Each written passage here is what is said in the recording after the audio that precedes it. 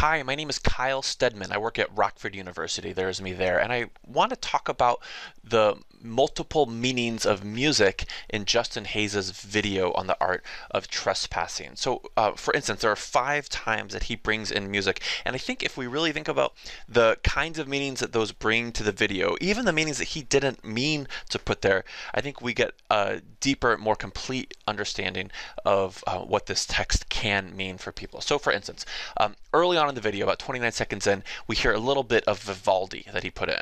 We're gonna do it tonight. We're gonna make sure we get it right. No matter what, we'll do this.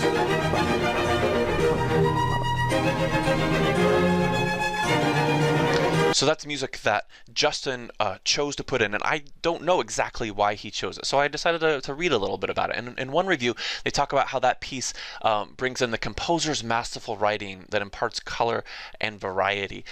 And when I think about what's happening there in these scenes, I really think there is some color and variety that's added to these scenes of destruction. It's almost a paradox, right? How in some ways we're seeing things that you wouldn't think have color and variety, and yet the way Justin uses that music, we're getting a little bit more color and variety. It's also interesting to me that that piece is called La Tempesta di Mare, which is the sea storm. So it makes you think, in what ways is what ways are the clips that we're seeing of people going into these abandoned videos? In what ways is it kind of like a sea storm? In what ways are we getting the beginning of what might be a sea storm and the kinds of understandings that we're being asked to make here? I don't know. Am I being too vague? It's a vague thing, right? Let's move on. The next clip we hear sounds like this.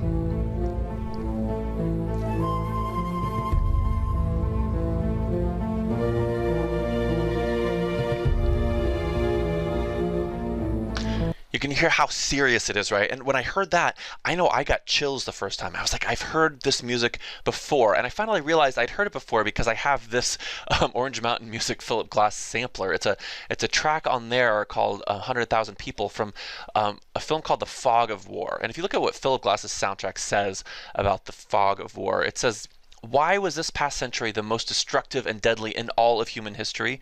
Are we doomed to repeat our mistakes? Are we free to make choices, or are we at the mercy of inexorable historical forces and ideologies?" And again, the way Justin is using that music, it's mostly just kind of the base emotional moment, right? Like, you're like, oh my goodness, look at this serious stuff, and this music is super serious too. But again, I'm like thinking about this description, and like the Vivaldi, I'm trying to think what that adds to my understanding of Justin's video. In what ways are we thinking about, in the same way that war in this documentary is both destructive and deadly, but also hinting at the future, hinting at whether or not we'll repeat our mistakes? So what that extra layer suggests to me is that we're not just looking at this abandoned porn. We're not just looking at this as a, hey, look, did you know that these videos existed? We're being asked to question what we think about it. Justin's video really asks us to consider whether or not we think these videos should be made or not. No, it's not as serious as war, of course, but there's some kind of a parallel that starts to get drawn the more I think about that musical choice. Okay, 3 more. I'll go quicker. Here's a map of Detroit. Officially designated blighted lots are in yellow. There's around 6,135 of them. However, those are just lots, empty parcels of land. Here, in blue, is every single plot of land with abandoned buildings recommended for demolition. There's over... Do you hear the different parts of that music? How there's like the repeating piano, but there's also that kind of like kind of like creepy electronica going on there. Well, of course there is, because it turns out it's a piece co-written by Trent Reznor and Atticus Ross. Trent Reznor from Nine Inch Nails, from the Social Network soundtrack. And look at what Reznor said about that. How he wanted that soundtrack overall to be electronic in basis, but mostly organic sounding. We heard a little bit of that, right, in that piece. Lots of experiments and emphasis on sound fraying around the edges. If you've seen The Social Network, you know why that's appropriate for that film. How there's this electronic social network, Facebook, that's being written about, but there's also kind of the organic fraying of the relationships as the film goes through how this network was actually created. How interesting! The more I think about the comparisons between that kind of a situation and the kinds of texts that Justin is sharing with us in his abandoned porn film here. One more track from the same writers. Reznor and Ross come up again here. But to me, he didn't sound that way.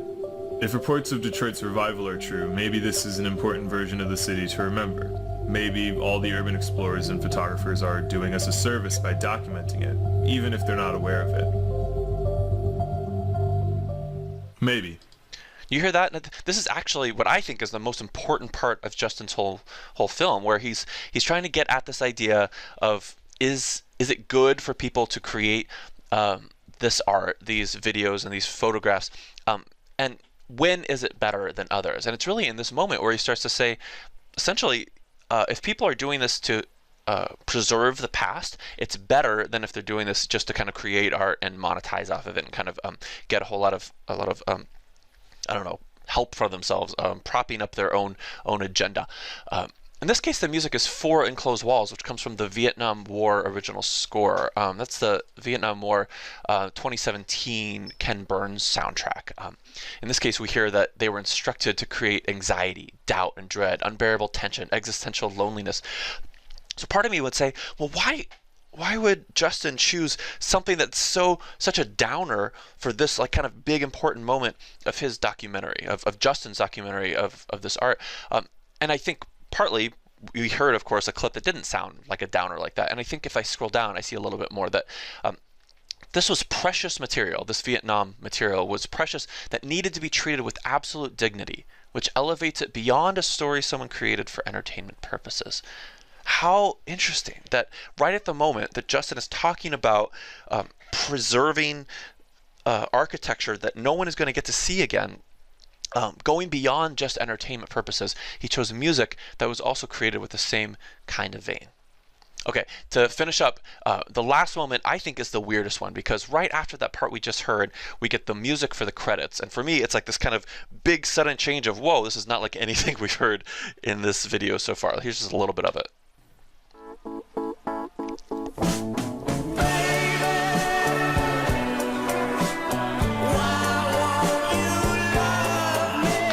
Okay, you can see it's a Lemon Twigs. I want to prove to you, what in the world? Why would Justin choose that here? Why would he choose music that one review describes as a straightforward 60s pop era song that sounds like it could genuinely be a forgotten Beatles B-side or played at a local sock hop? I mean, you can hear that, right? Kind of like a local sock hop.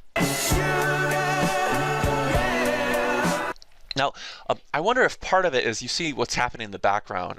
Justin has put a video of a building being demolished there, and playing over it there, these lyrics that at first just seem a little, I don't know, poppy and sugary, but the more I think about it, the more interested I get. Baby, why won't you love me? Sugar girl, why won't you hug me? I tried and tried all my life to get you to be with me. I almost wonder if there's a sense in which this this building that's being destroyed has a sense of, I don't know, of its calling out to us. If these old buildings are calling to us, why won't you love me? Won't you give me the attention that romantic relationships ask for us, so that we can be with each other forever? And Justin cuts it off before it gets to this last line. I guess you're just not the one for me. He only plays the kind of more positive, hopeful parts of the lyrics before he cuts it.